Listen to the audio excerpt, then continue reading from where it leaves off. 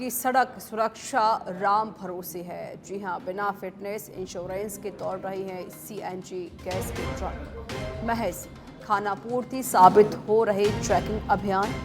आज राजधानी में हुए दर्दनाक हादसे के बाद फिर सड़क सुरक्षा पर सवाल खड़े हो रहे हैं। आज पुरानी चुंगी श्यामनगर थाना क्षेत्र में दर्दनाक हादसा हुआ। 34 साल के युवक की ट्रक की टक्कर से मौत हो गई।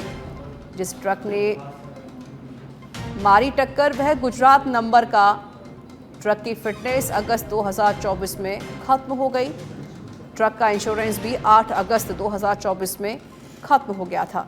अब बड़ा सवाल, राजधानी बिना कागजात के कैसे दौड़ रहा गैस से भरा ट्रक। अगर घनी आबादी में गैस से कोई बड़ा हादसा हुआ तो कौन जिम्मेदार होगा। आखिर कब जागेगा परिवहन विभाग और जयपुर ट्रैफिक पुलिस।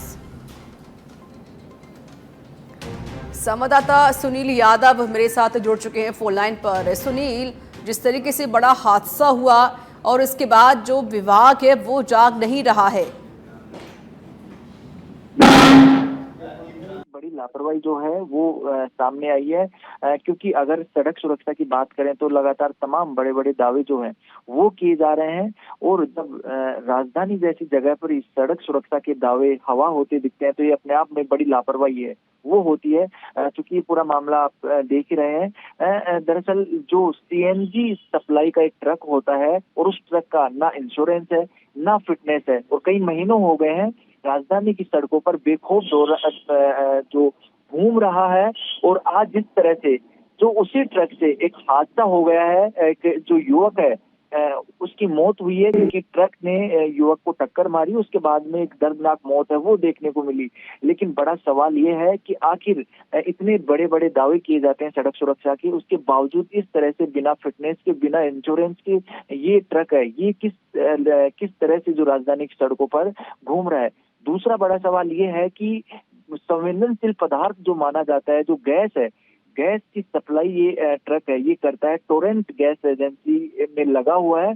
और गैस की सप्लाई लेकर अगर बिना किसी कागजात की राजधानी की सड़कों पर दौड़ रहा है तो इससे बड़ी लापरवाही कोई और हो नहीं सकती, क्योंकि किसी भी कोई हादसा कभी कहकर नहीं आता है।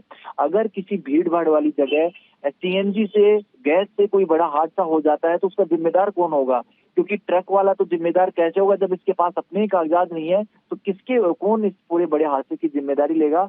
तो बड़ा सवाल यही है कि परिवहन विभाग इतने हादसे होने के बाद भी क्यों नींद में सोया हुआ है, क्यों गंभीर नहीं हो रहा है, क्योंकि इस तरह की जो लापरवाही है वो जान माल के साथ साथ एक बड़ा जो ब्लंडर मिस्टेक है वो भी इन तरह के वाहनों से हो सकता है। क्योंकि ये साधारण वाहन नहीं था रीचा, क्योंकि इसकी पूरी डिटेल जब निकाली गई, इसकी पड़ताल की गई तो यही सामने आया कि बड़ी लापरवाही है वो सामने आई है। क्योंकि इसमें दो चीजें हैं, मिलीभगत भी हो सकती है कि इस तरह से संवेदनशील पदार्थ को लेकर बिना कागजात के वाहन क्यों दौड़ रहा है, तो जरूर इसकी जांच भी होनी चाहिए।